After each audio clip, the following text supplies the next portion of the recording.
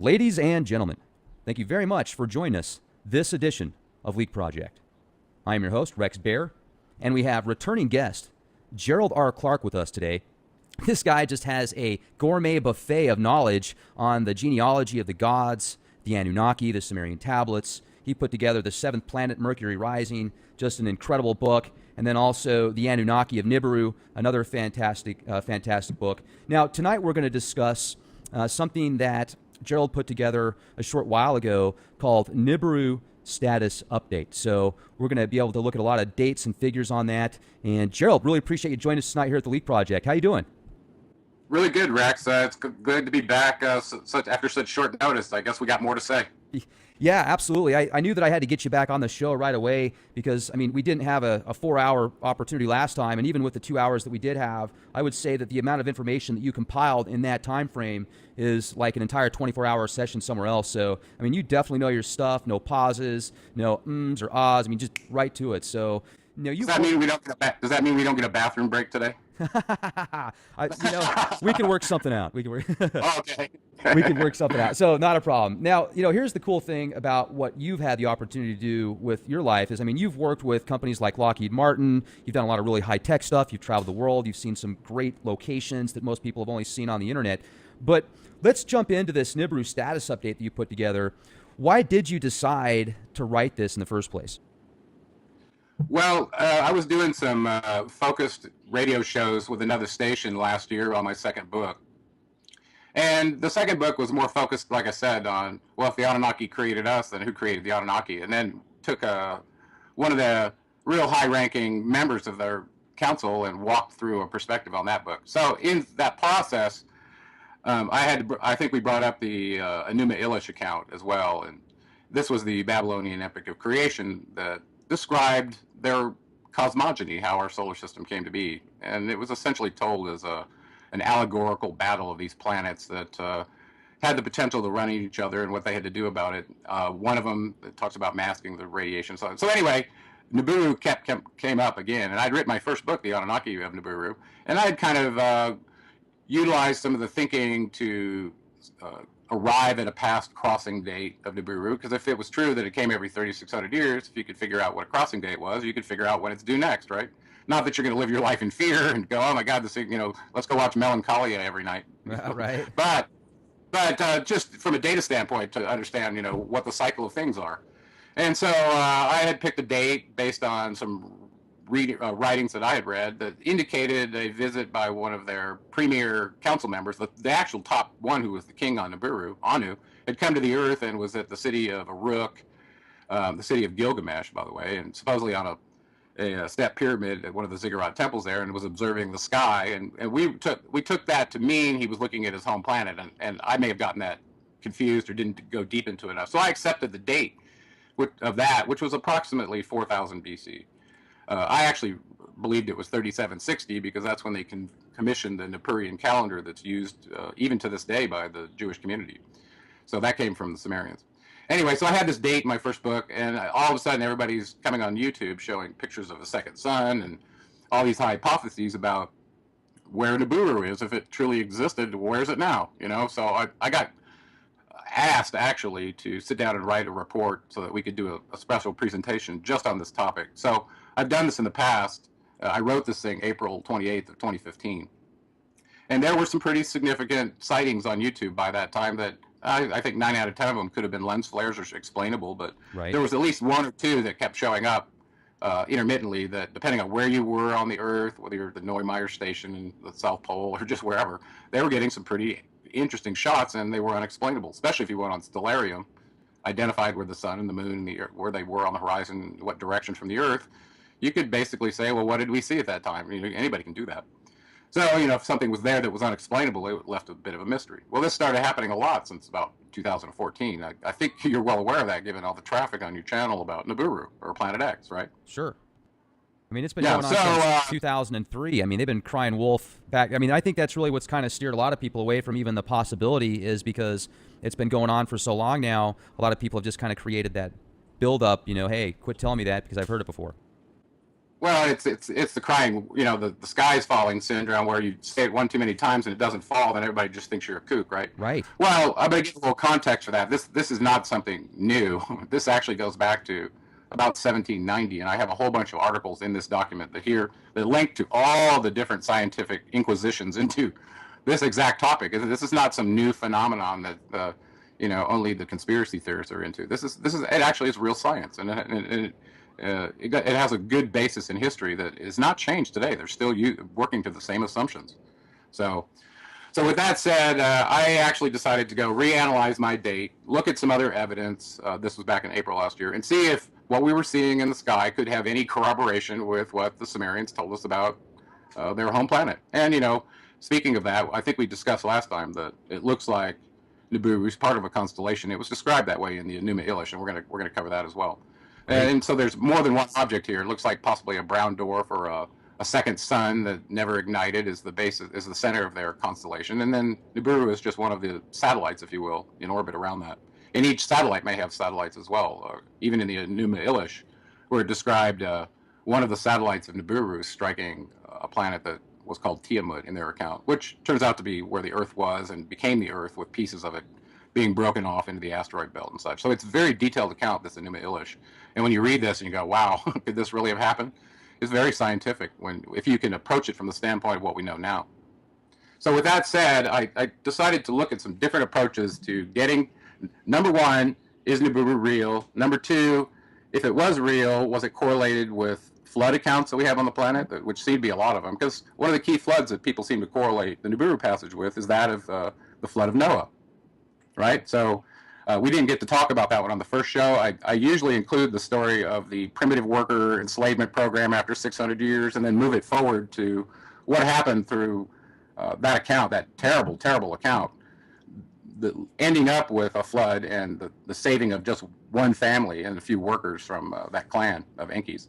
Well, I didn't talk about that because we went off to the city of Ur and described how significant the origins of the patriarch Abram were, and his affiliation with Enlil himself, through his father Terah, and directly as his general. By the way, everybody thinks about this guy as a religious guy. He was a military general. Anyway, so with that said, I wanted to go just real quickly through the approaches that I took to A, say, is Nibiru real? B, if it was real, when did it last pass? So that we could determine when it's coming next. That's what everybody wants to know. And then the third thing is I want to say right up front that I am not a fearmonger, and I'm not doing this to cause fear, to lead anybody to do anything other than reckon within themselves how they would deal with this kind of information. I don't care what level of extinction level event comes in. It basically forces you to assess what you would do in response to it. And I cover that in the conclusion part, which I thought was really the part of the conversation that wasn't being brought out because everybody was being manipulated based on their fear of an extinction level event. Okay? So the first approach I did was start with the Summerian kings list. The reason I did that is because they mention at the end of the first 8 rulers or so, which is shown in table 1 here, which totals 240,400 years. Okay, remember we said they came here 450,000 years ago? Well, if you believe the Summerian kings list, just the first part before the flood, they ruled for 240,400 years here. Okay, and you can see Abaru Tutu at 18,600 years of his reign. He was the father of Gilgamesh, one of the notorious kings of the city of Uruk, who gets claimed to be Nimrod and several other famous names of the Bible. Okay, but that was Gilgamesh. Okay, so here we have a end date of 240,400 years. If you knew when they came, Sitchin said they came approximately 450,000 years ago. One of Enki's anonymous messages that I hope everybody listens to on my website, which is shown where my mouse is moving right here.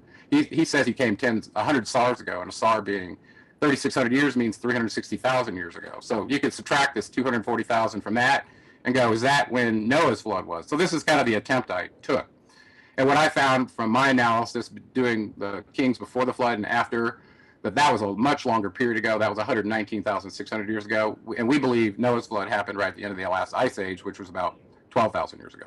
So clearly the one that was mentioned in Summerian king list does not look like the Nibiru passage at Noah's flood. Now that's an assumption in itself, is that the flood of Noah was caused by the passage of Nibiru. And there's a lot of strong evidence to indicate that was the case.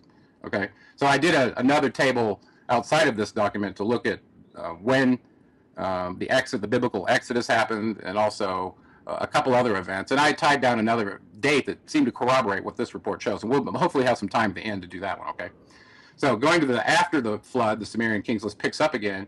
None of the reigns are divisible by a sar, or 3,600 years. They're much shorter than the reigns in this top table, as you can see. These are all divisible by 3,600. Comes out to equal rule, years of their planet going around our sun, which was a sar. Okay, so something happened after the flood in terms of management on the Mesopotamian plain with all these merry-go-round of Summerian kings, as you can see here. Even though some of them had very long reigns, these reigns are coincident with the ages of the table in Genesis from Adam to Noah, except this top one, Jushur, right here, is 1,200 years. That's longer than any of them in Adam to Noah, which was held by, the top age was held by Methuselah, and I think he was 969 years old. So it looks like there was some diffusing or mixing of DNA that took their very, very long lifespans and turned them into demigods with much shorter lifespans. That's what this looks like to me. Yeah. Now, let me ask you real quick. Still don't have... Oh, go ahead. I'm sorry, I didn't mean to interrupt. I was just going to say, as far as all this data that you've got here, I mean, was all of this translated from the Sumerian tablets? No, this original Summerian Kings list, I have a story behind that. I won't tell it here, but I went to Washington, D.C., visited the Library of Congress, and requested the documents that Berossus originally did for the archives there, and this list is part of that. Okay, so this original Kings list came from Berossus in about 330 B.C., where he wrote this down for other cultures to be able to understand the Summerian culture. Great, and you actually went to D.C. and was able to get this. Wow, okay. Yeah, I have it in my possession. That was one of the turning points in my research, when it kind of turned from research into, oh my goodness, this could possibly be real. So anyway, the long story short is I used the Summerian kings dating and their rulerships to try to back up to find out if that passage was in Nibiru. I don't think it was. Okay, that doesn't mean to say some of these other major and minor floods described by the Egyptians weren't caused by Nibiru, but I couldn't find a document to definitively say that was the case. So I decided to go a couple of different other ways. Okay, you with me? Yeah, I'm with you. So, so just to get it in your head, if Nibiru was going to come like this year or last year, that crossing point in history would have been 1585 to 1587 BCE. Okay, well, that turns out to be the biblical Exodus. Well, a lot of people looked at that and thought the plagues of Egypt were probably caused by the passage of Nibiru. Okay. The red iron oxide from the planet, turning the water red, and all the other plagues that came, the earthquakes and all of the volcanoes going off. Well, that's kind of what we're seeing now, right? Right. So, yeah. So we talked a little bit about the Enuma Elish. The key point here that we're trying to get to is this intruder planet possibly real? Is it going to come every 3,600 years? And in some of the old documents, they call it the planet of crossing. In the old Babylonian version of the Enuma Elish, it was renamed to be Marduk. We have older documents to indicate it was called Nibiru, the Anunnaki home planet. But so this being, who was the chief deity of Babylon, renamed their planet in the Enuma Elish, which was read every spring in Babylon, by the way, to all the people, right? And later, he included the 50 names of Marduk when he actually ascended to the Lord of the Earth command on the Anunnaki Council with a rank of 50. So that number 50, that's why that's important to them, in case you see that. Anyway, so I looked at the Enuma Elish account and realized that, it was pretty clear that this was the basis of a lot of the belief in the fact that there was a intruder planet that was caught into our solar system that travels at a retrograde orbit and basically has collisions because of that fact. I mean, if it's going the opposite direction of the other planets, there's a possibility it could collide with things, right? Even if it's going the same direction, if it's traveling much faster, it could approach and collide with it from behind, which appears to be what happened with one of the moons or the satellites of Nibiru when it struck Tiamat, creating planet Earth and subsequently capturing one of its moons as our moon, and that's the one they called Kingu. So moving forward, past the Enuma Elish, we basically know that some of the scientists in the astronomical community were aware of the Enuma Elish, in particular Dr. Harrington, which we're going to cover in detail, but they were aware of this intruder planet concept, and were trying to use this as the justification for whatever force was tilting the plane of Neptune and Uranus. And this is the same thing that scientists have been looking for in the astronomical community since, like I said, about 1790. They knew something out there was large enough to cause Neptune and Uranus to get disturbed. It had to be bigger than Neptune and Uranus to do that. So you with me? Yeah, absolutely. Okay. So moving forward, in 1976, this researcher, Zecharia Sitchin, introduced a book the 12th planet, which was a reference to the fact that he believed, based on the Summerian writings, that there were more than 9 planets in our solar system. And the Summerian account, they count the sun and the moon as 2 of the planets. Okay, so that gets you to 11. But he believed there were 12, and this 12th one was the home planet of the Anunnaki that he described. Okay, so he was very well aware of the Enuma Elish, and he later had a discussion with some of the astronomical community on video about this invader planet concept that he read about in the Summerian documents and then conveyed in his books. Okay, so I recommend the 12th planet to everyone, and it turns out that the 12th planet was the Anunnaki's home planet, and they counted their planets from the outside in, so they were the last one in, so it would make sense that they would be the 12th one, according to their way of thinking. And the Earth, again, as I noted, would be the 7th planet, and that has a lot to do with why I named my second book The 7th Planet, Mercury Rising. Okay, so let's go down to figure 1 here, VA 243, the Berlin Museum. There's the Honorable Zechariah Sitchin, who it's almost become fashionable to bash, to break another person's cup to make yourself seem more credible. Well, that's how you know you've got a real hero, is somebody that everybody's standing on their shoulders but trying to kick him in the head to push him down while they get on top, right? That's a good point. I hate that kind of behavior. But anyway, here he is holding up the seal. He was so proud of this picture. And you can see where my mouse cursor is pointing right here on the upper left-hand corner. There's some, I don't know, pointed star-looking thing with some little spherical dots that are raised up surrounding it, and they're different sizes in different locations. So according to his writing in the 12th planet, he believed that in this cylinder seal that these orbs represented our solar system, and this was a commemorative seal showing one of the Anunnaki gods seated here holding the plow, commissioning it to one of the primitive workers who's now going to be their farmer and grow their food. And I actually did some decoding on some of the symbols on here, and I've got them put away somewhere, but I'll share them at some other time. But anyway, this was a critical piece of evidence to Zechariah Sitchin about the Anunnaki home planet. If you look also, there's some other little dot right over here that no one really quite knows what is, or it's this one here by its head. So that one is even more mysterious. But anyway, so there have been people that look at this and go, no, based on this, it's not a star, those aren't planets, it's not a sun, and just tear the seal to pieces. I mean, just looking at it from an intuitive standpoint, one would look at this and go, that's clearly a inner sun, a central sun with some spheres going around it. Okay, without even being stupid. I mean, you can see the star. Like, right? I mean, there's a star drawn on the outside. Right. So, and I wrote some names in this report. I'll just do a disclaimer right now that I named some of the people who basically tried to deposition this researcher and discredit all his information by the misinterpretation of this very seal. So it's very controversial for that reason. And that's one of the reasons I decided to go there and bring this up and do a kind of a new look at it. So without further ado, here's another picture of the seal without it tilted to the side. You can see more clearly here. Here's one of the little dots I showed you that has never really been understood what that is. So anyway, the question that comes to mind is, well, if this is our solar system, how could you prove such a thing? Okay, and the key point about it is, if there's correlation with our solar system, what about this other dot that clearly indicates that they believe their planet was part of our solar system now, as depicted in the Enuma Elish? Okay, so somebody did some research, and I gave the link back to it just prior to Figure 2, that basically took a digital shot of these spheres surrounding this central sun, or whatever it is, and then doing a pixel analysis on them to see if they correlated with the diameters of the planets in our solar system that we know.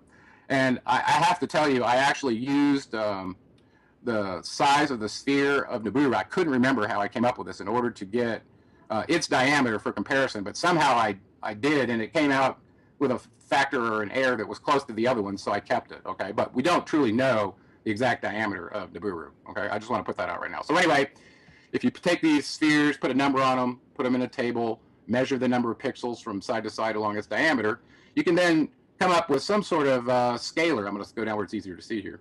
I'm in Figure 6 right now. You can see that with the measured diameter, which is the parameter d, you get these in kilometers, okay? The sun being over 1 million kilometers in diameter, and our Earth being 12,756 kilometers in diameter, okay?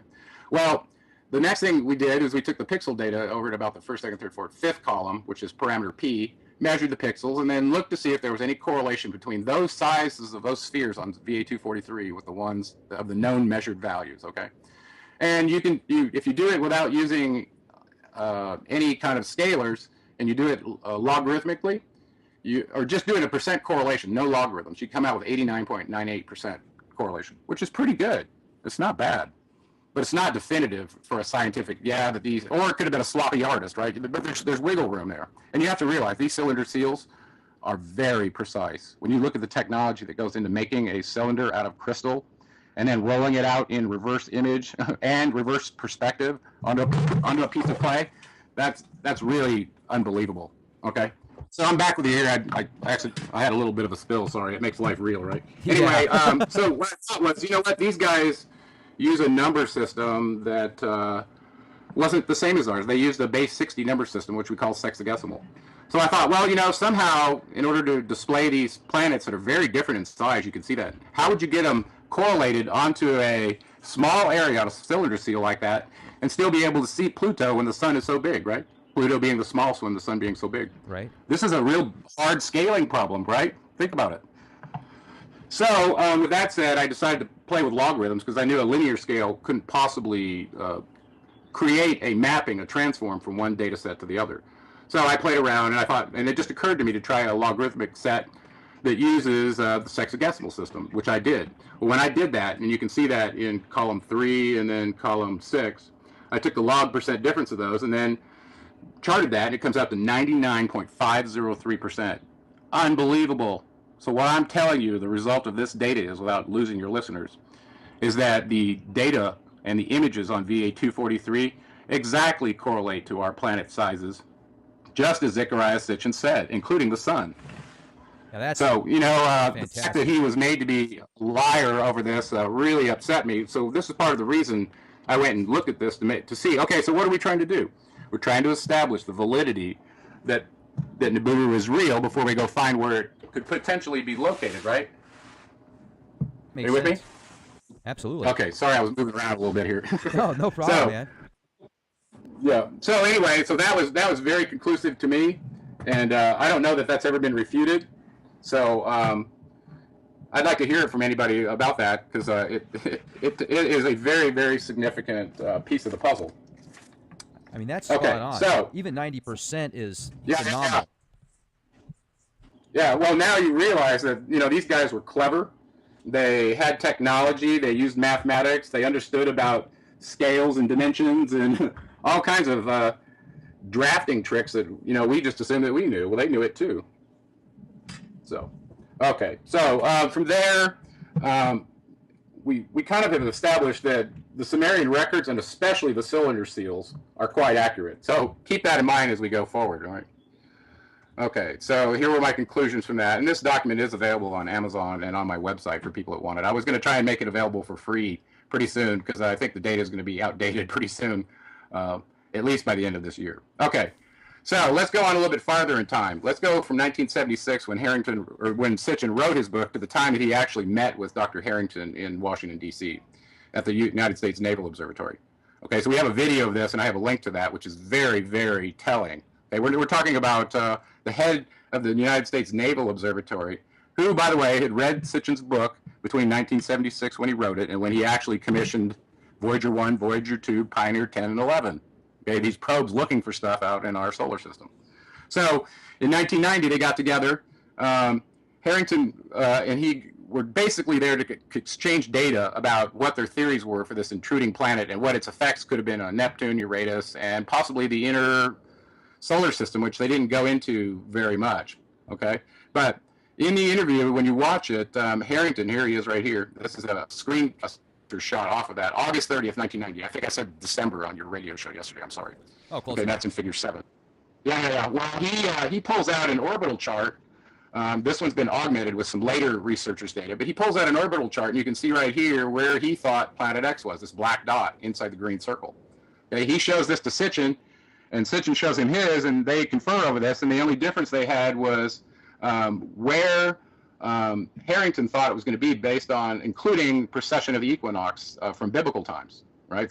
So he said biblical times, meaning he believed, I think, that the biblical Exodus did coincide with Nibiru's passage. Okay, so there was another kind of point there. But also, notice where it is relative to Pluto. So they drew the orbits of the planets as lines here, not as spheres on a VA-243 cylinder like the Summerians did. This is much easier, by the way.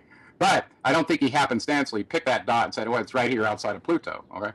So also you can see from this chart, it's not completely clear. Up in the upper left-hand corner, you can see Pioneer 10. Okay. Down in the vicinity of Scorpio, you can see Voyager 1. If you look in the area of Sagittarius, you can see Voyager 2. And so you can kind of get an idea, and I have another picture to show this, that they had positioned these probes based on these inbound and outbound paths from apogee to perigee, or aphelion to perihelion when you refer to the sun, so that they could look and see if what the Sumerians said was true and what they later found in 1983. Okay, so they got together in 1990, but in 1983, a whole bunch of newspaper articles came out from the IRAS program indicating they had located Planet X. It showed up in the New York Times and the Washington Post and several other papers. Okay, and I include those links in here and a whole bunch of other links, over 50 different links that I'm not going to spend a lot of time on with you here.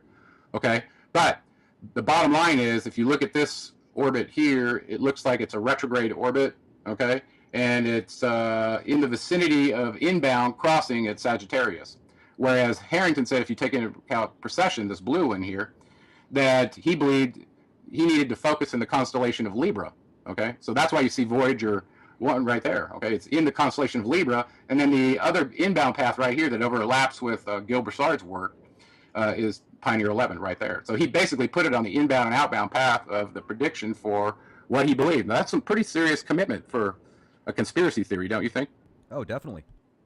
Yeah. Okay. So that's kind of what they did. They agreed that an intruder planet like Nibiru could have caused the displacement of Neptune and Uranus, and they basically not only believed it, but they believed they had located it and put it on a map. Okay. So the question nobody really asked was, is this map to any kind of scale? Or and I actually went through the analysis of that based on what they said in the articles to see if it was, and if it turns out it was. Surprise, surprise, right? Wow, that's remarkable. Okay, so this next picture in Figure 9 kind of shows, remember I told you in Sagittarius he put one of the Voyagers, and here you can see the Pioneer 11 up just on the other side of Scorpio. So he was looking in, so you can see the way it's oriented. This one's looking for an outbound, and this one's looking for an inbound, or vice versa, depending on the field of view of the satellites. Okay, but they are these probes. Okay, so I thought that was pretty significant. Here's a link right here to the video if anybody wants to. I have one on my site as well, but I think Marshall Masters got a copy of it. Oh yeah, Marshall Masters, great guy. Yeah. So there's a video of Sitchin and Harrington meeting and discussing exactly this. Okay, so I thought that was quite amazing. Well, in 1991, a year later, after Sitchin and Harrington got together and agreed that not only does Planet X, Nibiru, exist, but he had some estimates about where it was that showed up in these articles in 1983. Okay, and we'll get to that in just a second, but he believed it was just outside of Pluto, to give you some idea where he thought it was then. Jeez. Okay, so in 91, knowing this, he went to the Birch Observatory, or Black Birch Observatory in New Zealand, to take what he called an 8-inch scope. Now, whether it was something he carried or it was at the facility, I don't know, but an 8-inch scope is not very significant. And he was looking approximately 30 degrees off the horizon, off the ecliptic, to the south, which is, it's close. This is part of Antarctica, right? Or the Antarctic area. It crosses over into New Zealand. So he was down there, and he believed this was a place that he'd be able to see it coming in from the south through the constellation Libra, as he showed on that map. Okay, so his actions coincide with what he said. Well, make a long story short, he went there, I believe, to get a blink reading from the previous sighting so that he could determine its exact velocity and do all the orbital and ephemeral calculations that an astronomer would do to write papers, right? That's what he was doing. Right. And so he had planned a conference when he came back from there to release his findings, very excited apparently, when he somehow contracted rapid throat cancer and died. So he never got to discuss what he found with his 8-inch scope in Black Birch, New Zealand. Well, this started to get pretty fishy to me, mostly in retrospect. I didn't really get it, what was going on at the time, and how there was a cover-up over what the IRAS satellite had disclosed. And part of this cover-up came from a guy named Neugebauer. He had differing data significantly than Zechariah Sitchin, and I don't know what role he was playing, but it looks like it was very contrarian. Okay, so by 1993, Dr. Harrington's dead. Tom Van Flanderen, one of his cohorts, is still working on the same kind of research and publishing papers. And then about 1993, the discussion, the articles, the disclosures from these scientists who weren't under wrap absolutely went silent. I mean, it was just deadly silent. You could tell there was some sort of cover-up going on, especially in retrospect with an unexplained death, the person sitting on the pulse of the data that was about to disclose it. It was all too suspicious. So we fast-forwarded in time and got to some of these other major claims that were showing up in the papers. We can just real quickly, briefly go through these. Detroit News, January 16th, 1981, 10th planet Pluto's orbit says yes. So actually, Harrington came out and said in the interview with Sitchin that he believed Pluto was actually originally a moon of Neptune that had been stripped off by this intruder planet. He said this in the video. Okay. So yeah, very interesting. Then the next article in Figure 11, you can see this one. Clues get warm in the search for Planet X. So this stuff was out there January 30th, 1981, actually. And in the two articles that started coming out about this time, I wanted to talk about the two players. So Harrington had his opinion and his map, and a guy named Neugebauer had his opinion from the IRS data, and he was kind of a very much insider, had his fingers right on the data, is very much in control of it, as a matter of fact. He said, Nibiru, at the time that they found it in 1981 in this paper, that it was 50 billion miles from the sun, and it wasn't going anywhere. It was stationary. Don't worry, it's not coming in. That's what he said. Where at the same time, Harrington said, no, it looks to me like it's 5 billion miles outside of Pluto. And Pluto is 3.67 billion miles from the sun. So we're talking about less than 9 billion miles from the sun. This constellation sits, and this coincided, by the way, with his diagram he had shown on this orbital chart that he gave to Harrington, or gave to Sitchin. Okay, so I actually looked at that, and I won't go through the math, but I actually did a linear analysis just by doing, if this is to this and this is to that, then how far is this dot from this here dot, right? Okay. And so we knew that 3.67 billion miles from the sun is where Pluto was, so he drew a line for that, so you could actually calculate where he put this dot. It turned out to be 6.6 billion miles away from the sun at the time that he did that. So that very, very significantly differed from what Neugebauer said. Mm-hmm. And at that point, I was like, okay, Neugebauer's still alive, but Harrington died, so something's going on here. Okay, so this is going on and on with these articles coming out, and this was not new, by the way. When I get to the end of this section where I'm disclosing the news, you find out that there were this link right here will give you, I don't know, hundreds of articles that have been going on over Planet X and research since way back when. Okay. So this is absolutely not new. Okay, and some of them are back in the 50s. Okay. So the next thing I did, I'm going to skip all this math here, was I went to a table and started making some assumptions about what these scientists told us scientifically. We were told, and I was very conservative, okay? I was probably overly conservative, but I'll explain where I made up for it. So, number one, Neugebauer told us that the Nibiru complex found by IRS was 50 billion miles from the sun. Okay, let's just assume that was true, or that maybe that was its aphelion distance, the furthest way from the sun in its orbit. Okay, suppose that's true. Well, if we started there and knew that what the Summerians told us was true, that it takes 1,800 years to come in, 1,800 years to go out, using distance equals rate times time, you can calculate the rate, and that's what I call the Neugebauer rate.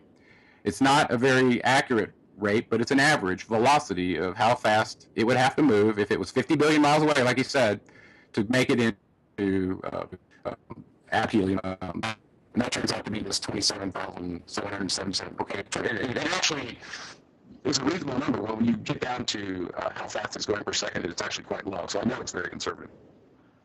Okay, so that being said, I had a couple of assumptions I wanted to do in these Nibiru transit tables. Number one, I said, well, if Nibiru came parallel with Pluto and it was moving at this rate, and this is an average rate, okay, it doesn't take into account the fact that something on a long elliptical orbit travels very slowly at aphelion, and very quickly at perihelion. So when it gets close to the sun, it gets a slingshot effect from gravity and everything else in the inner planets, and it travels much faster than it does when it's further out in its orbit. Does that make sense?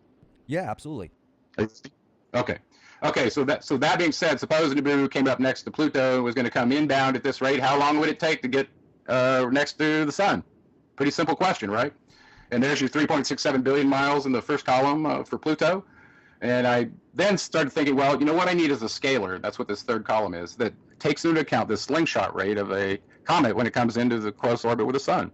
And I've seen numbers that go up to 20 times faster than its average velocity, depending on how close it comes to the sun, its mass and diameter, and there's a whole lot of factors to consider. All right.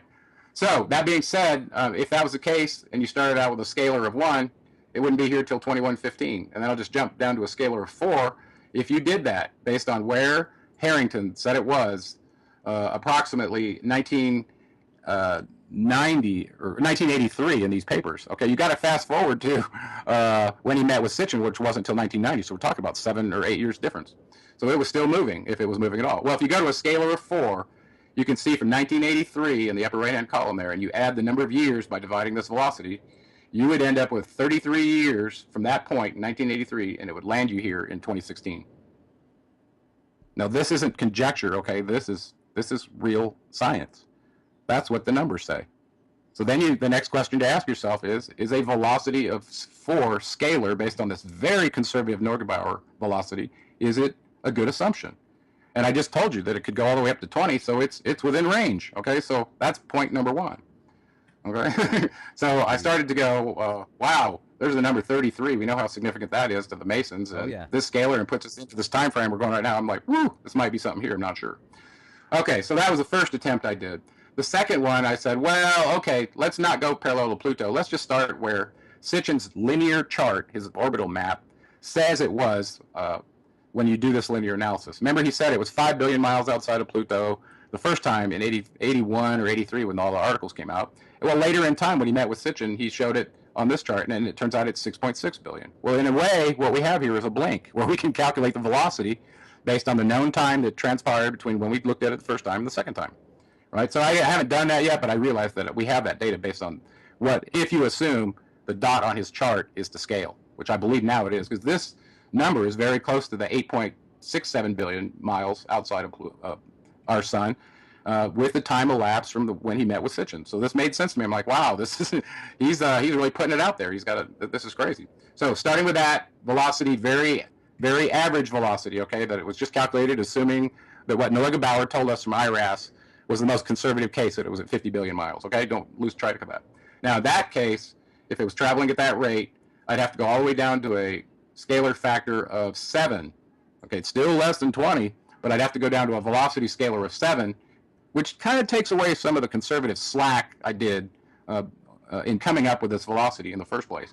And that puts you here in 2017. So those are the two dates that fall out of here that seem to be the closest ones within our time frame that numerically could make sense. Okay, so I don't want to bore people with this, but all of a sudden I realized that the numbers are showing that based on when this gentleman Harrington saw this thing in 1990 or so, or 91, the last time he was looking for it, till now, it looks like it's absolutely overdue. Right? The only unknown to me is what's the velocity scalar when it comes in close orbit with the sun, because we know it's faster, we just don't know how much faster.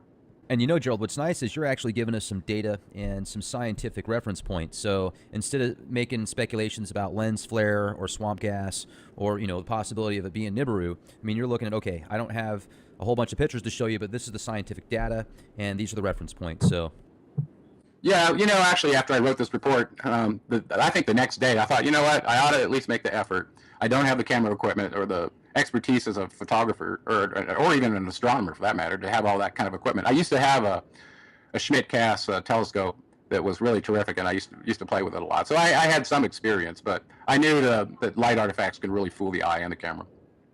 With that said, I went out in the morning, shot a sunrise with just a regular camera, a digital camera, knowing that I was going to get lens flares and stuff.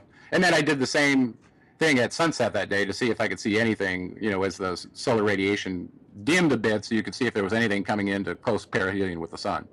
And we know it would be coming up underneath from the bottom in the constellation Libra, like Harrington told us. So looking at whatever was coming out of the Antarctic webcams was very significant to me.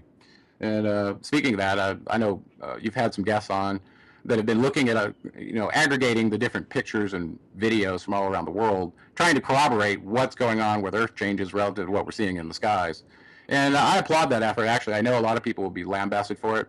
But I don't want to see, people being taken advantage of and being tried to be made fearful of what events are coming in order to, I don't know, have economic gain. Okay, to me, I think that's just terrible. Well, and that's a good It doesn't point. mean You're bringing up yeah, a it good doesn't point. mean there are yeah, it doesn't mean there aren't some scary issues that need to be dealt with at each individual relative to some Earth event changes. But I don't think, from what I've seen, I'm not real pleased about the way it's been done. Okay, so Well, and let's talk with that just for a said, second. Let me jump in here if I can, because a lot of the comments you read on Nibiru, whether you're having just a very proper discussion, don't even bring up doom matters, just saying that there's a possibility there's a planetary body out there. You're going to get comments saying, "Oh, f off! There's nothing there. It's not good. We're not going to die. This is talked about a dozen times and whatever." So I think you're bringing up a good point. And let's say that there is a possibility of an extinction level event. Well, I mean, what can we do about it? Well, let's enjoy the time that we have. Let's spend quality time with the people we care about and take advantage of the opportunities that present themselves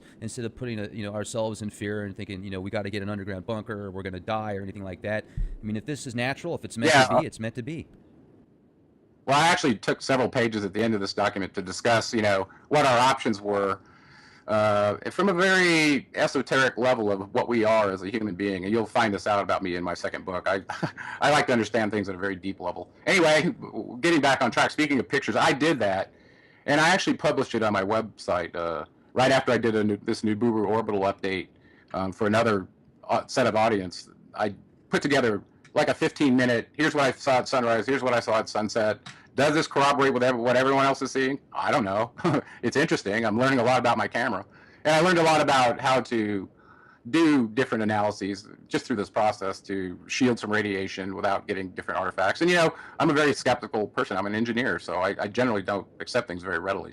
I'll take the data in and process it for a while, but that doesn't mean I've accepted it. So, but I think I'm really happy to see amateur astronomers looking to the skies. Heck, in the past, cultures and history, the understanding of the motions of the constellations in the sky it's very important knowledge for them knowing what time it was in the heavens, and also it had practical implications for them establishing their term limit rules using the zodiacal house, like we discussed last time. So a lot of these equinox and solstice temples were built for exactly doing just this. So there was a group of people that were sky watchers that were, I don't know, liaisons to kings and demigods, okay? And so this is kind of an important space. So to see amateurs doing it, they may not have the best equipment, but at least it's informative, and it's a connection with the history of mankind and how we've understood our place in the universe.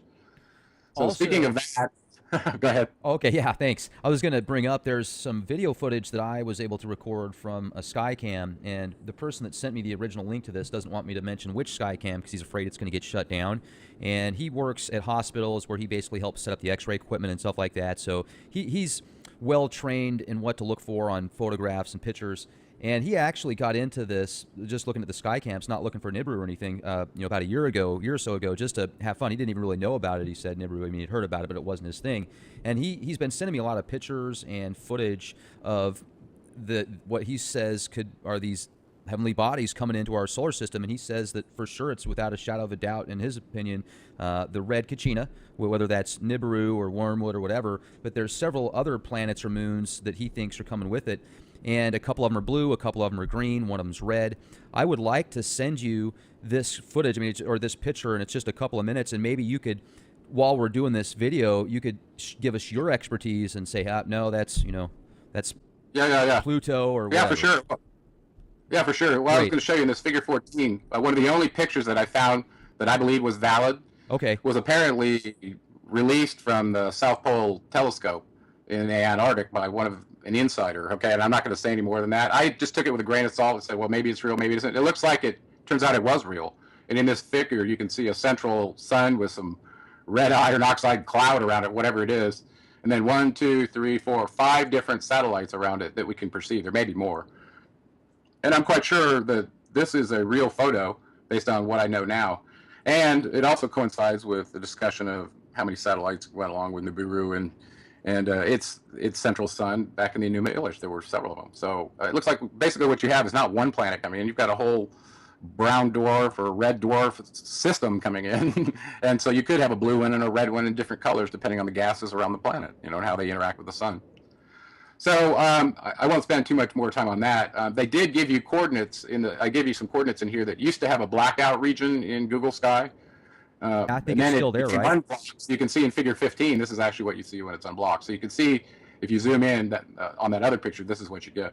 Now, I want to say something about Google Sky. First of all, these digital archive pictures that they have in their database are old. They're like 2007, I believe it is. I can't get my glasses focused enough to see what it says here. So if that's where it was in 2007, that doesn't mean that's where it is now. So Google Sky is not updated to the current images in our solar system. While I'm sharing this desktop, I've discussed this a few times. There's a really wonderful anonymous message on my website, and it's on the Seventh Planet tab for my book. We're all the way at the bottom of the page. I'm not going to go over it here, but if you listen to it and read this message here that I actually included from that message in this report, you'll find out the stuff related to Nibiru is quite amazing. And whoever did this had deep insight into the history and the relationships of the Anunnaki with mankind. So I'll leave it at that. I usually don't introduce conjecture and things like that, but as a scientist, when you start finding that what you've been told is the truth, and then discover that it's not, there's a lot broader spectrum of reality than what you've been told, you kind of take your filters off a little more and a little more, so you can wrestle with some of these concepts, but still try to maintain your engineering or scientific discipline to have a filter so that you don't get duped. Nobody likes to be duped, right? Right, absolutely. Yeah. So anyway, there's that message right there, and there's quite a bit of data in here talking about Nibiru and its atmosphere and what's going on the Earth and when we started chem spraying and all that kind of stuff. It's all in here. It's quite amazing. So I'll leave that at that. But I want to move to a little bit more about some of the other sources we have for Nibiru. For instance, the Egyptian Kolbrin Bible is quite interesting. And I highlighted some stuff in there that I'm showing right now where it talks about, it calls it the dragon, or the celestial dragon that comes about. And clearly it looks like it causes quite a lot of destruction. So if Nibiru truly has a debris tail, whether it came from its Enuma Elish collision account with inner planets that's following around, or it picks it up from the asteroid belt or the Oort cloud, who knows? It seems to have a destructive tail that probably looks like a dragon's tail when this constellation gets closer to perihelion with the sun. It would be lighting up a lot of different things. So Right. that's possible. Anyway, so the Kolbrin Bible talks about it. It does call it Nibiru, not Marduk, like I told you before. And it mentions Tiamat and several other the correlations with the Summerian, the Babylonian Epic of Creation, or the Enuma Elish. Okay, which by the way is on display in museums. You can go see it today. So I put that in. They had a picture about it, and basically, the color red does get associated with Nibiru or its central sun, which probably is a brown dwarf that didn't ignite.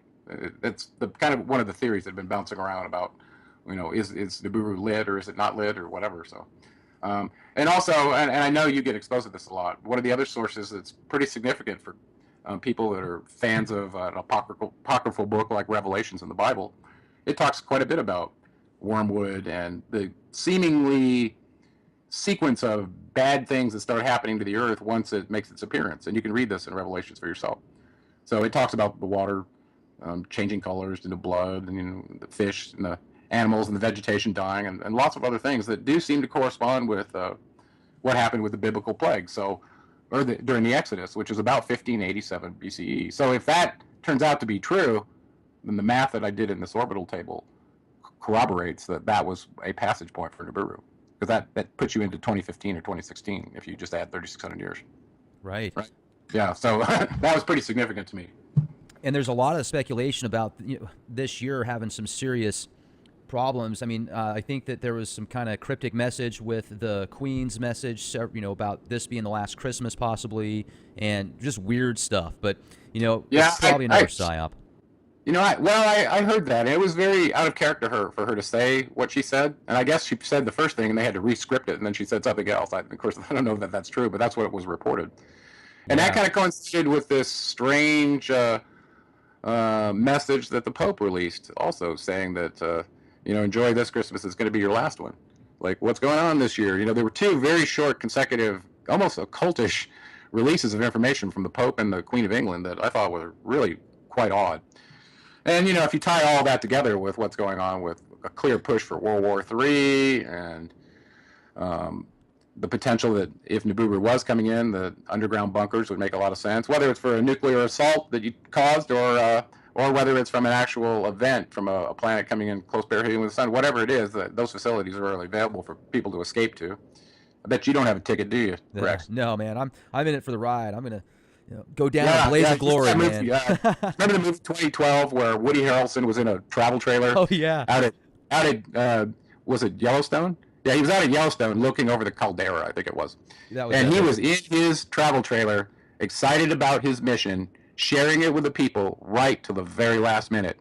And he didn't run and hide in a hole or try to save his carcass. He knew it was an extinction level event, and he faced it in a brave way, I think.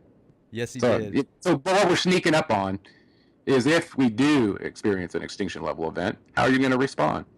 Are you going to immediately, if you knew 6 months in advance, what would you do? If you knew 3 months, if 2 weeks, a day, you do different things based on the time you had to prepare for it, right? So it's kind of like work. The time you spend on something expands, or the work that you do will fill the time you have available to do it. So if you got a short time, you get your work done quickly, right? Right. Yeah, that's a good point.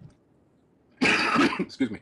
So here's in figure 19, I show a picture of what looks to be some documents that correspond with Marduk's name, the planet Nibiru, and our sun, and this concept of a long dragon or winged serpent that's flying through the sky that is coming near the sun. Well, I think that has a lot to do with the depiction of the Nibiru complex, because they knew that the beings that came to the Earth were from there.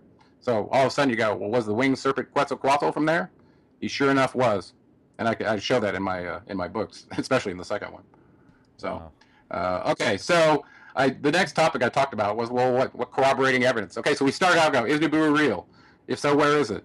And this is a little additional topic in that, well, if it was real, what would people be doing about it to anticipate it if they had time and the knowledge from an IRAS scope in 1983? Actually, it was even earlier than that. It was 81 when they released it. So they had to do it prior to 81. It looked like it was probably in the late 70s. Well, you've got that much time to prepare for something coming in and do analysis on it and keep people in the dark so that, if you've got the ability to go save your carcass and you don't tell anyone else, then you're going to come out the victor, right? Well, guess what? That's what happened with the Noah story. Exactly the same story. These Anunnaki knew that something was coming that was going to cause a flood. They banded together not to tell the humans, and then they took off into the sky in their aircraft to avoid the calamity, and no one else knew but the ones that got saved, right? Well, we're in the same exact situation, and I think from a Christian standpoint, they believe we're in the days of Noah, and I think this is why. Well, when you find out that Noah was another name for Atrahasis, who was the king of the city of Shrupak and Enki's son, then the whole story makes sense. Okay, so government actions right now are indicative of some prior knowledge of Nibiru. And I went through this quick analysis.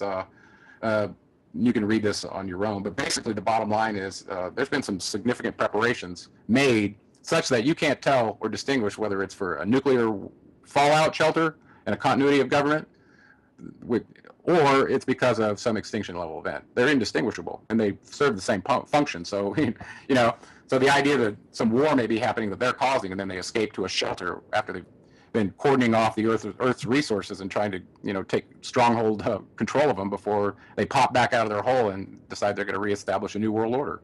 That actually truly seems to me what's going on, because you have to remember this symbol of a phoenix means that there had to have been destruction first. So this order out of chaos is on their mind, and it has been for a very long time.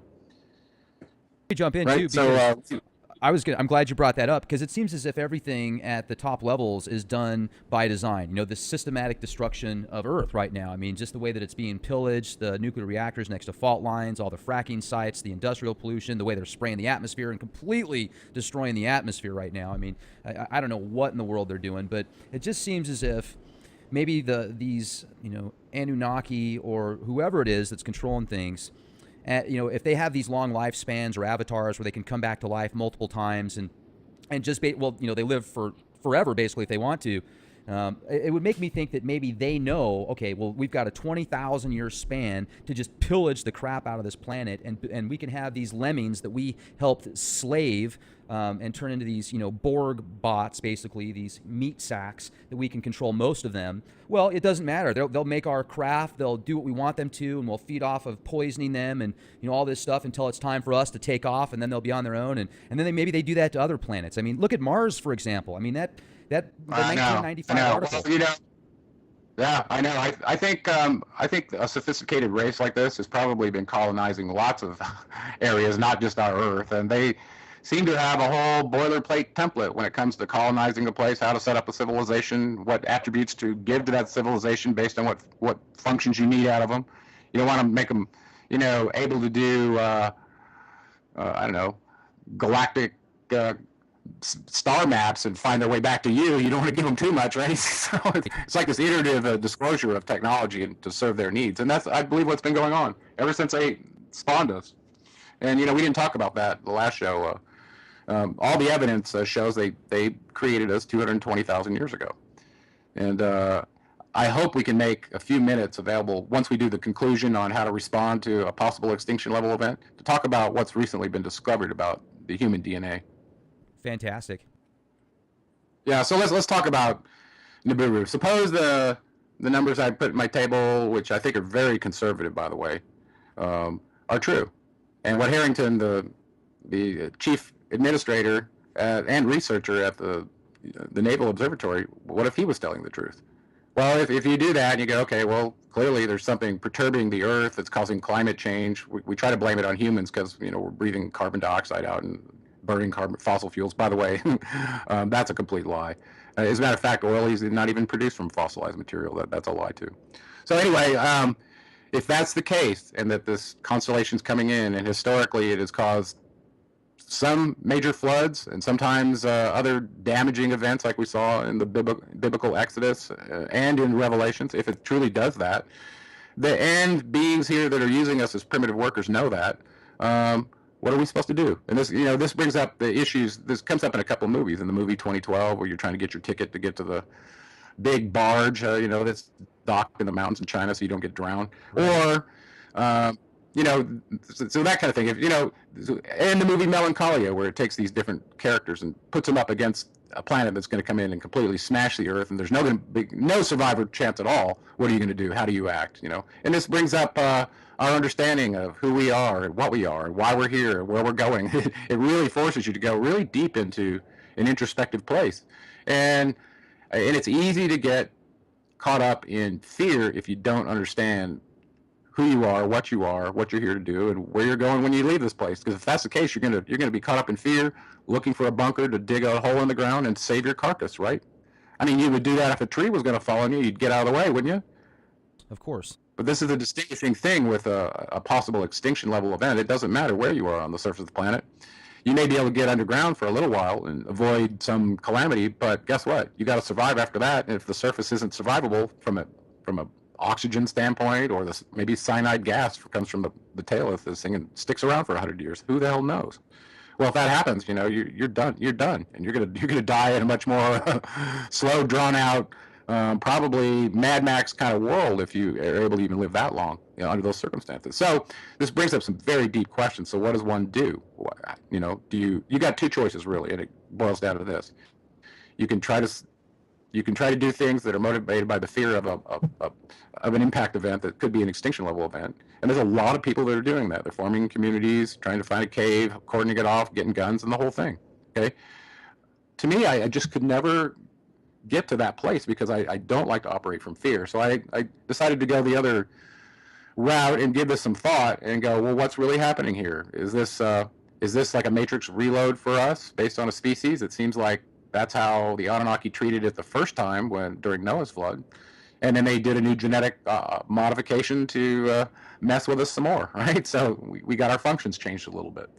Well, what if that same thing is happening now, and that the intention is for us to be in a different functional role, avatar body, different dimension, whatever it is? We don't truly have all the answers to that.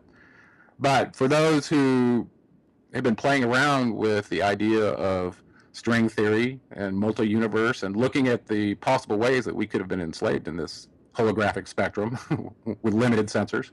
Um, it, and you're able to experience your energy apart from your body. I think that is probably one of the most significant distinguishing things you can do in this life, and to realize that you are eternal. You don't have to believe something or bow down to some authority to realize that. When you do realize that, you know that you'll go on as an avatar indefinitely in some other dimension, or with a body or without one, but your essence is eternal from the source of the creator of all. And once you realize that, then it kind of takes away a lot of the dogmatic constraints for you to deal with that, the reality of your temple, your body, your interface to the electromagnetic spectrum. And I think that's a very important area to be thinking about, because whatever you do in that area is permanent and it continues with you. So whatever you're doing to evolve your soul, your life essence, to take on the attributes of the creator of all, which I describe in my second book, he lays them out for you. The more of that you do, I think it's not that you're trying to escape from this lesson simulator, and sometimes the word ascension is taken that way. I'm saying if you're here and you've got a set of cards to play, why not be all you can be? It's kind of an old army saying, right? Why not get to the highest place that you can be? Because if you don't do it in this dimension, you're probably going to have to do it in the next one, because there's very much a hierarchy of ascension in the elevation of human consciousness all the way back to, and other consciousness of all varieties of beings all the way back to the source. And I truly believe that. So for me, I'm staying on the surface of the planet like you. I'm going to be Woody Harrelson in a travel trailer right up to the last minute, and I'm not going to die in fear. I'm going to do my avatar mission right, no matter what it is, right up to the end. And that's a mindset I want people to have. That, you know, you can spend a lot of time going out and looking at the sky and trying to corroborate and go, is that it? Is that it? Is that it? Well, the fear of death and the anticipation of death is far worse than death itself, because there should be no fear of death when you understand what I just told you about the essence of who and what you are. And, you know, I've had guests on the show. For example, Jason Quitt was on the show the other day, and he is just an amazing guy, and he can remember before he was born. He claims to actually remember picking his mom and going through the tunnel and saying to his mom when he was a little kid, literally, "Hey, Mom, you glad I picked you as a mom?" And she would look at him like, "What?" And he'd be like, yeah. And she'd be like, "Yeah, I'm happy, of course." But she didn't really know why he was saying that. And just really remarkable. And if you think about the opportunities of really where we come from, what we are, and connecting back to source, it's incredible. It seems like the further we get away from source, it's like this polarity. And, you know, hopefully once we find out who we really are, where we certainly came from, that'll allow us as an archetype as a whole to get to the next level. And certainly I feel that these avatars are kind of fun. You know, I mean, this is exciting, but wouldn't it be even cooler to be able to travel the stars like Silver Surfer style or something? Oh, exactly. Hey, one last thing I wanted to get in before we run out of time. I know you've got another show tonight. Yeah. One of the people I've been following for a long time is a geneticist. His name's William Brown, and there are lots of them in the space. But he's kind of an alternative thinker where he'll think outside the box. And I was watching a video one of my fans just sent me recently, and I've mentioned his name on radio at least 3 or 4 times, asking if there couldn't, you know, how close are we getting to looking at human DNA to see if there was an intervention event by an ancient astronaut theory, like it shows up on the History Channel, you know, and in the Summerian documents, and on and on and on. So just recently, so today I watched this one, and he believes that he has found within the quote-unquote junk DNA one of the markers that distinguishes humans from apes. And the thing is, this marker is in apes, but it's not active, but it's in humans and is active. Well, okay, so you can zero in on that and go, okay, well, when did that happen? How come we didn't have why don't we see an evolutionary jump, according to Darwin, in between, you know, the bipedal ape and monkey population in humans, even though we share a lot of the same proteins that they do in our DNA. So he actually did some analysis, and the thing that really caught my attention was that when he first went into his discipline, he was of the opinion that he wanted to understand how to design with DNA to create a new species. So he had this predisposition mindset to be able to look at DNA from that standpoint. And what he found, according to his video that I'm mentioning, is that he found a linker polymer that basically takes 2 pieces of DNA, one of which comes from this transport DNA inside of the unused, this junk DNA that we thought was junk. Well, that's not true. 50% of it has functions that we've now identified. Okay, this is where the alien part comes in, where the clamp was, right? Right. And so the bottom line is he has found a way that the splice took place based on this marker in this supposedly inactive DNA that not only is being activated, but also could not occur naturally, that had to be spliced using this link polymer, which he knew how to make because that was what he was doing in his dissertation. So all of a sudden he believes he's found where the Anunnaki messed with us to distinguish us from the bipedal hominids that they genetically modified. And you know it'll be even better when we are able to learn how to like add little strands or something, and give us like the opportunity to have more psychic abilities, physical abilities, eat less, lift more, run faster, and then hit that gene to where they can actually give us infinite life if we choose to want to live in a physical shell here for however long we choose. Yeah, well, I go really deep in my second book about energy and matter and longevity and all these other concepts. Even in the Egyptian documents and from Thoth's writings, they were going into some sort of stasis state, leaving their body, entering other bodies, rejuvenating their avatar bodies for up to 1,000 years. Well, you look at the Summerian kings list; they were somehow rejuvenating their bodies, so they were living much longer than that. So, so the idea, could DNA be designed such that whatever it produces is immortal? Well, we know it's true in some of the plants in the plant kingdom, so it could be true with humans as well. If you just figured out how to produce enough telomerase in your body so your DNA never had the end caps decay, you wouldn't get old. So I think the Anunnaki knew about this. And by the way, we didn't talk about that so much, but they did have the technology to do that, and they used a couple of different methods. So the latest method they used was an alchemical method. Gee, I wonder where that came from. Thoth, the alchemist, right? Right. Where they discovered how to turn gold into a monoatomic substance using stibium mixed with it, and there's other chemical methods that can be done too. If you're going to use a smelting method, like in Exodus 32:20, where Moses made the Israelites drink this gold that was sprinkled on the water, right? Go back and read that again. You'll realize he was given a monoatomic gold, just like was found in Hathor's temple on Mount Serbet El Kadim, which is Mount Sinai. Okay, so Enlil was there and had his little encounter with Moses, and Aaron fashioned this bull in Exodus 32:20, and the bull symbol is very significant. We won't go into that, but what they did, they were trying to imitate what the gods were doing to prolong their life, eating these wafer-sized conical bread cakes made of a talcum-like powder as a byproduct of smelting gold with the earth element stibium.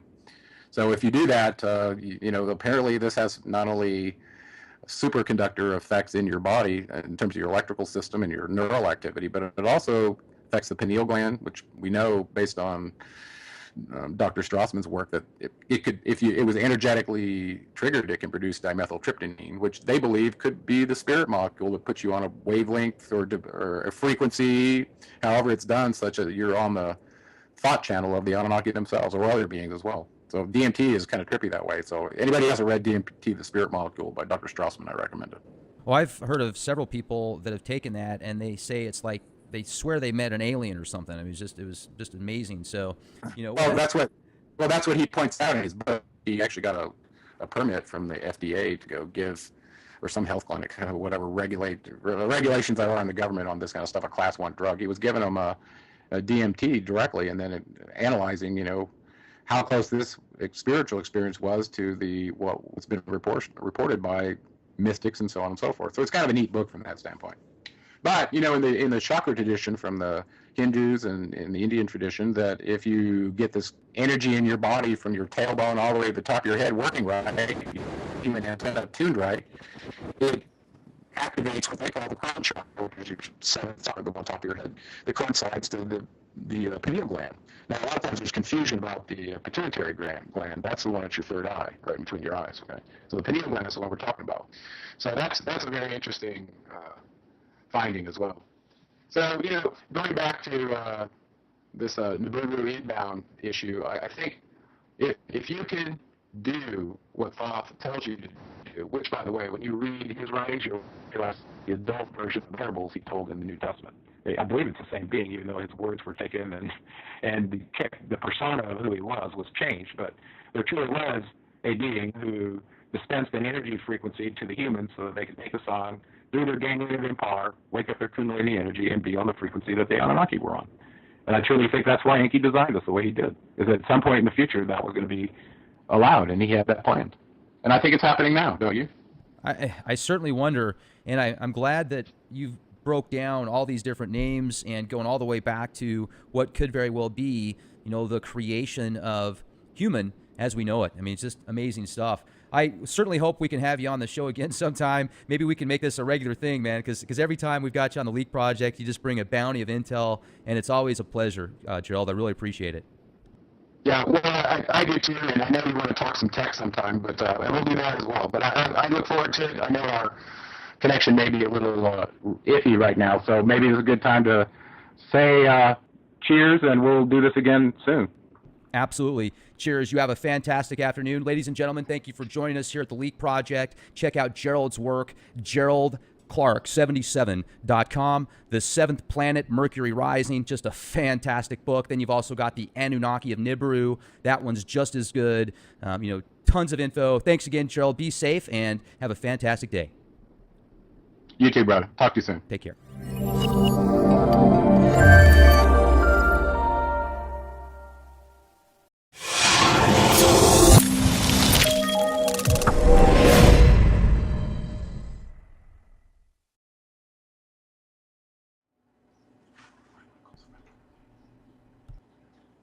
Ladies and gentlemen, thank you very much for joining us this edition of Leak Project. I'm your host, Rex Bear, and we have returning guest Gerald R. Clark with us today. This guy just has a gourmet buffet of knowledge on the genealogy of the gods, the Anunnaki, the Summerian tablets. He put together the Seventh Planet, Mercury Rising, just an incredible book, and then also the Anunnaki of Nibiru, another fantastic book. Now, tonight we're going to discuss something that Gerald put together a short while ago called Nibiru Status Update. So we're going to be able to look at a lot of dates and figures on that. And Gerald, really appreciate you joining us tonight here at the Leak Project. How you doing? Really good, Rex. It's good to be back after such short notice. I guess we got more to say. Yeah, absolutely. I knew that I had to get you back on the show right away because, we didn't have a 4-hour opportunity last time. And even with the 2 hours that we did have, I would say that the amount of information that you compiled in that time frame is like an entire 24-hour session somewhere else. So, you definitely know your stuff. No pauses, no ums or ahs. Just right to it. So, Does that mean we don't get a bathroom break today? We can work something out. We can work. Okay. We can work something out. So not a problem. Now, here's the cool thing about what you've had the opportunity to do with your life is, you've worked with companies like Lockheed Martin. You've done a lot of really high-tech stuff. You've traveled the world. You've seen some great locations that most people have only seen on the internet. But let's jump into this Nibiru status update that you put together. Why did you decide to write this in the first place?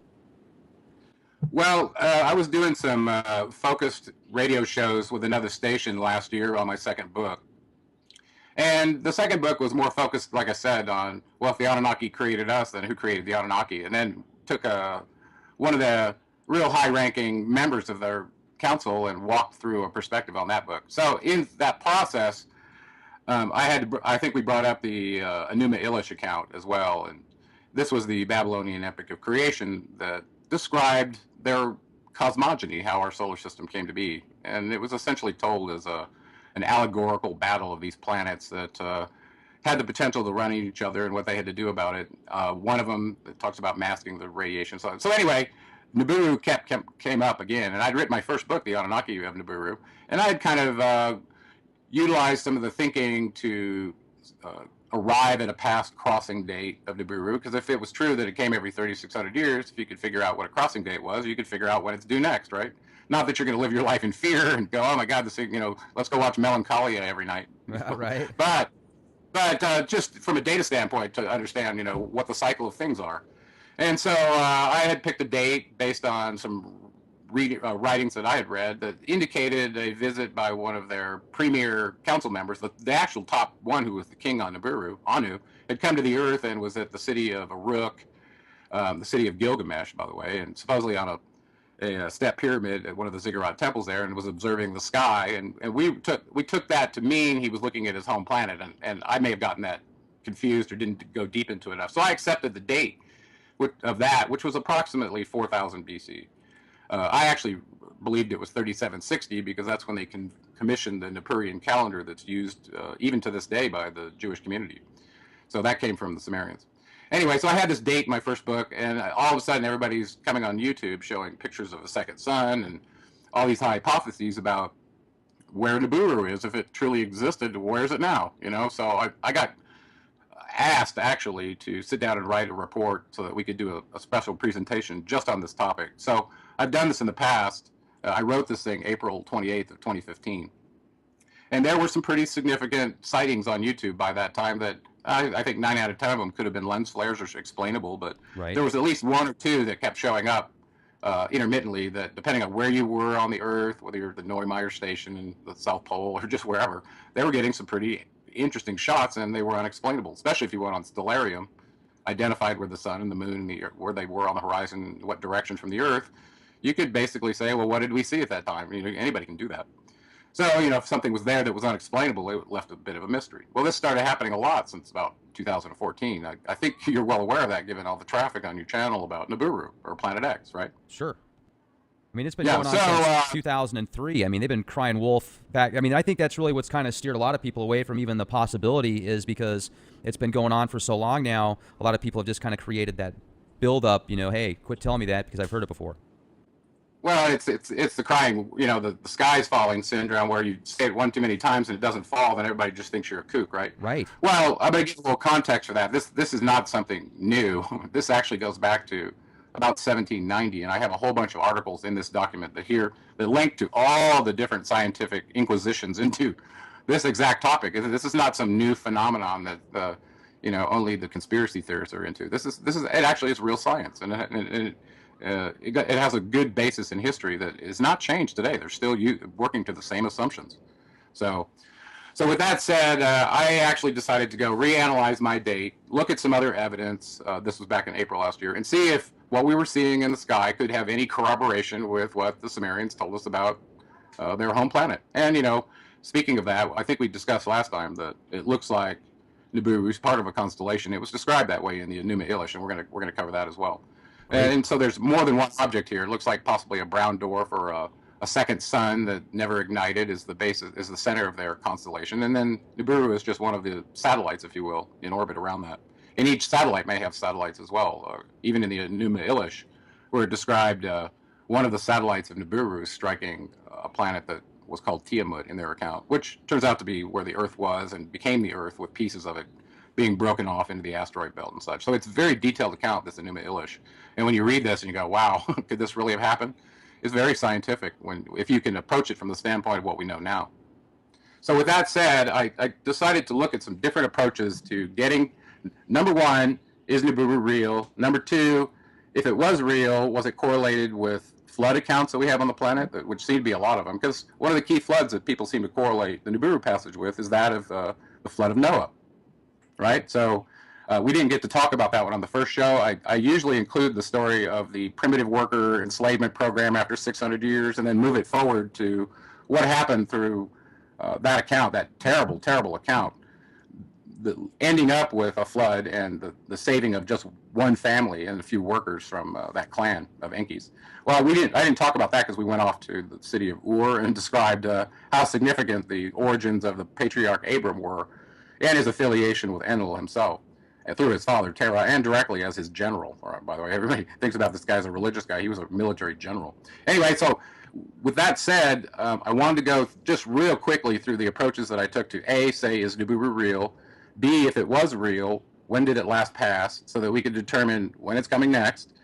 That's what everybody wants to know. And then the third thing is I want to say right up front that I am not a fearmonger, and I'm not doing this to cause fear, to lead anybody to do anything other than reckon within themselves how they would deal with this kind of information. I don't care what level of extinction level event comes in. It basically forces you to assess what you would do in response to it. And I cover that in the conclusion part, which I thought was really the part of the conversation that wasn't being brought out because everybody was being manipulated based on their fear of an extinction level event. Okay? So the first approach I did was start with the Summerian kings list. The reason I did that is because they mentioned at the end of the first 8 rulers or so, which is shown in table 1 here, which totals 240,400 years. Okay? Remember we said they came here 450,000 years ago? Well, if you believe the Summerian kings list, just the first part before the flood, they ruled for 240,400 years here. Okay, and you can see Abaru Tutu, 18,600 years of his reign. He was the father of Gilgamesh, one of the notorious kings of the city of Uruk, who gets claimed to be Nimrod and several other famous names of the Bible. Okay, but that was Gilgamesh. Okay, so here we have a end date of 240,400 years. If you knew when they came, Sitchin said they came approximately 450,000 years ago. One of Enki's anonymous messages that I hope everybody listens to on my website, which is shown where my mouse is moving right here.